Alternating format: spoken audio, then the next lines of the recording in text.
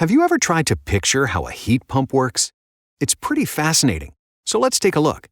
This is an Amana split system. It's called this because it's split into two different components: the heat pump unit, which sits outside, and the air handler unit, which sits inside.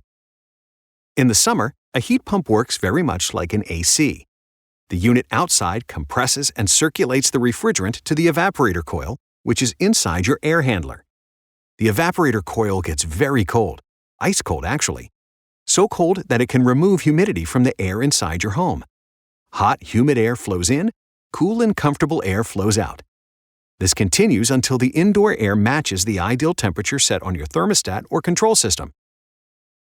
In the winter, this process is reversed by a simple valve, like this. Now the heat pump can create warmth inside your home, even on very cold days. You get the picture. To learn more, visit our website.